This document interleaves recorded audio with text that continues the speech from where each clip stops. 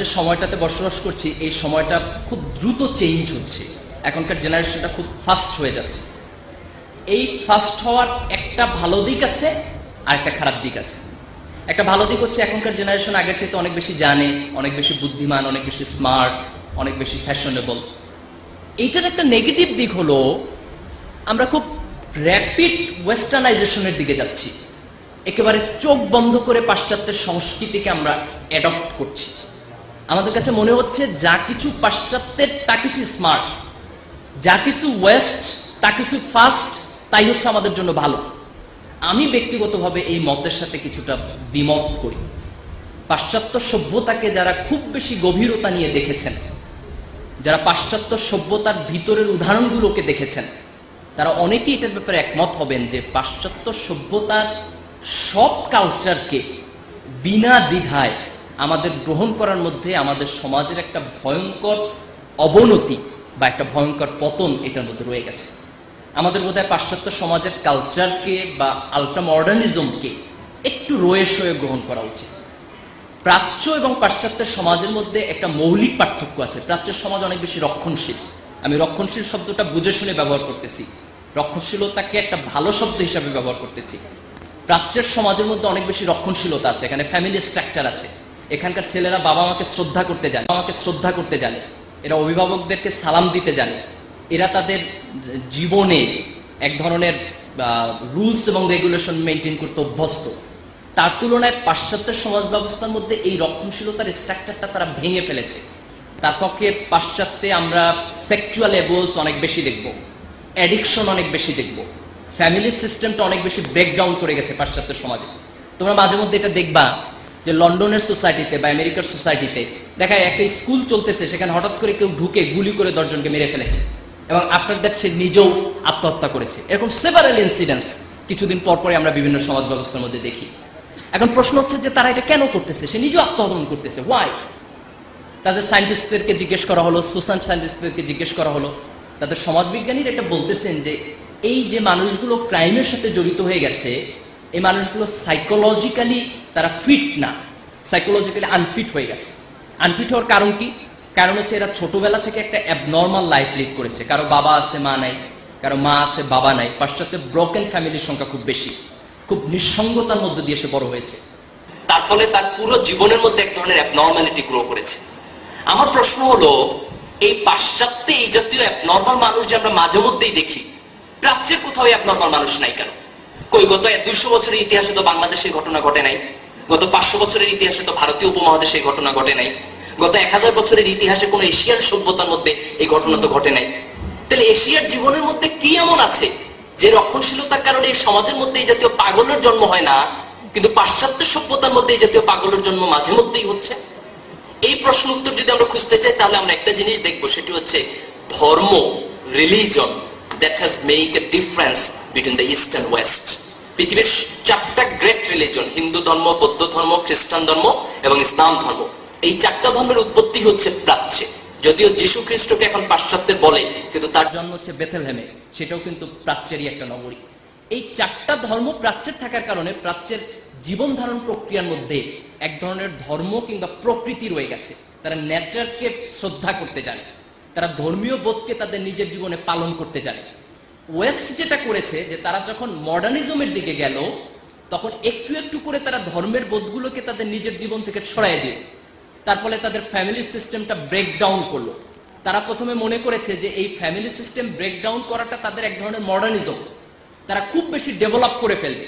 কিন্তু after certain time পরে দেখা গেল যে এই ফ্যামিলি সিস্টেম ব্রেকডাউন করার কারণে এখন তাদের শিশুরা নর্মাল হচ্ছে, কোথাও কোথাও গ্রোথ রেট কমে গেছে, তাদের এখন সন্তান নিতে আগ্রহী না তাদের বাবা মারা। তার ফলে অনেক দেশ আছে যাদের নেগেটিভ গ্রোথ রেট। এখন তাদের দেশের সরকারের পক্ষ থেকে ইনসেন্টিভ দিচ্ছে যে তোমাদের 2টা সন্তান হলে তোমাকে বাড়ি দিব, 3টা দিলে গাড়ি দিব, 4টা দিলে তোমাকে এই সুযোগ সুবিধা দিব।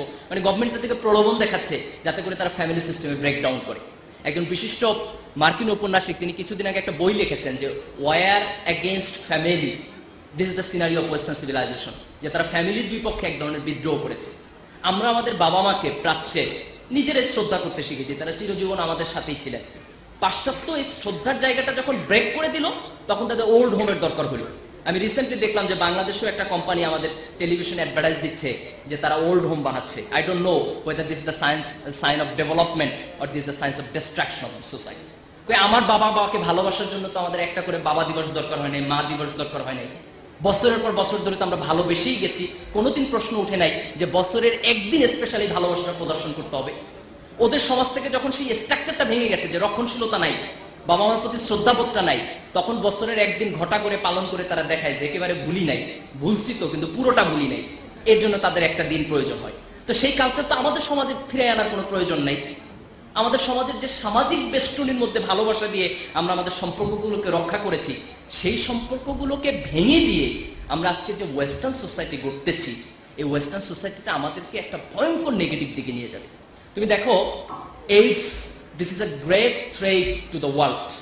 স্ট্যাটিস্টিক্স বলে পৃথিবীর মুসলিম মেজরিটি কান্ট্রিগুলোতে এইডস এর পরিমাণ কম, বিকজ এখানে এক ধরনের সামাজিক রক্ষণশীলতা আছে যেটা তাকে অন্য ধরনের রিলেশনশিপ এস্টাবলিশ করার ক্ষেত্রে বাধা দিচ্ছে। কিন্তু তুমি ওয়েস্টে যাও, আফ্রিকায় যাও, আফ্রিকায় 2 জন মানুষের মধ্যে একজন এইডস আক্রান্ত, 2:1। United States and Europe has been suffering from this fever, excellently suffer করতেছে, ভিগারাসলি সাফার করতেছে। এখন আমরা তৃতীয় বিশ্বের দেশ, আমাদের দেশে যদি এই প্রবলেমগুলো আসে তাহলে এগুলো আমরা ট্যাকেল করতে পারবো না। ওরা এর বিপক্ষে, এর বিরুদ্ধে কোটি কোটি ডলার ইনভেস্ট করতেছে, but we are poor country, we do not have such money. আমাদের যে ধর্মীয় রক্ষণশীলতা আছে, এটি আমাদেরকে এর বিরুদ্ধে আমাদেরকে সংগ্রাম করার জন্য একটা প্রেরণা দিচ্ছে। কিন্তু আমরা যদি এই রক্ষণশীলতাটাকে ভেঙে ফেলি, তাহলে আমাদের পক্ষে এই এপিডেমিক ফর্মেটে যখন এগুলো চলে আসবে, একটা মহামারীর মতো চলে আসবে, তখন এটাকে প্রোটেক্ট করা, এটার বিপক্ষে দাঁড়ানো, এটা কিন্তু আমাদের পক্ষে সম্ভব হবে না। আমাদের সোসাইটিতে এখন একটা ফ্যাশন তৈরি হয়েছে। কেউ কেউ মনে করে যে একটা শপথ লিখে দেখলে মানুষ সৎ হয়ে যাবে, কেউ কেউ মনে করে যে ব্যান্ডের সঙ্গীতে না বলে চিৎকার চেঁচামেচি করলে আর কেউ অ্যাডিক্টেড হবে না। বাট আই ডোন্ট নো যে এই গান গাওয়ার মধ্য দিয়ে আসলে অ্যাডিকশন থেকে মানুষকে বাঁচানো যায় কিনা। বরং লক্ষ্য করলে দেখা যাবে যে মাদক থেকে মুক্ত করার জন্য যারা গান গায় ওদের 50% addicted, most of them are addicted. এখন addiction is a great problem to our young generation, addiction is a great problem to our young generation. আজকে এই যে আমাদের প্রাইভেট ইউনিভার্সিটিগুলোতে আমরা দেখছি যে ইয়াবা কালচার, কিছুদিন আগে আমাদের পত্রপত্রিকায় ব্যাপকভাবে লেখা হচ্ছে।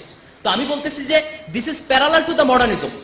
তুমি ব্যান্ড সঙ্গীত শুনবা, নাচানাচি করবা, পাশ্চাত্যের সংস্কৃতির মধ্যে যাবা, আলট্রা মডার্নিজম হবা, ফ্যাশনেবল হবা, অনেক বেশি স্মার্ট হবা, আর মাঝে মধ্যে একটু ইয়াবা খাবা না, হিরোইন খাবা না, গাঁজা খাবা না, এইটা তো হয় না। দুইটা প্যারালাল, একটা করলে আরেকটা করতে হবে। If you go through modernism, you have to go through this. এশিয়ার মধ্যে আত্মহত্যার পরিমাণ 2টা দেশে বেশি, একটা হচ্ছে চায়না আর একটা হচ্ছে জাপান। এন্ড লুক দিস, এই 2টা দেশ হচ্ছে এশিয়ার মধ্যে সবচেয়ে ডেভেলপড কান্ট্রি।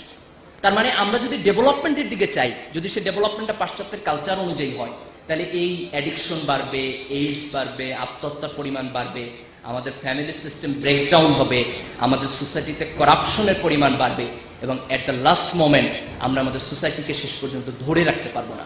কাজে উন্নয়নের মরীচিকা পাশ্চাত্যকে দেখে আমরা যদি একই জিনিসটাকে গ্রহণ করি, তাহলে একটা প্রচন্ড ভয়ঙ্কর বিপদের মধ্যে আমাদেরকে চলে যেতে হবে। পাশ্চাত্যের বিজ্ঞানী আমার কোনো আপত্তি নেই, বিজ্ঞান কারো ব্যক্তিগত সম্পত্তি না।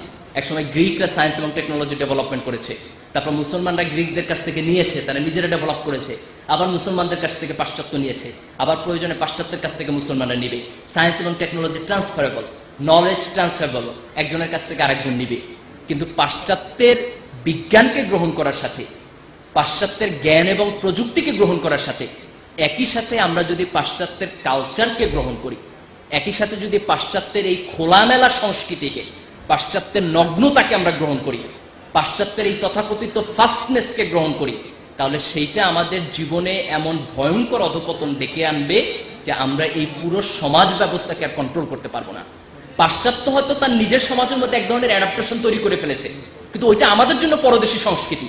আমরা সেই অ্যাডাপ্টেশন তৈরি করতে গেলে আমাদের সামাজিক স্থিতিশীলতার মধ্যে এমন একটা বড় ধাক্কা লাগবে, এমন একটা বড় ভূমিকম্প হবে, সেই ভূমিকম্প আমরা ট্যাকেল দিতে পারবো না। আমাদের সমাজে সেই ভূমিকম্পটা শুরু হয়ে গেছে।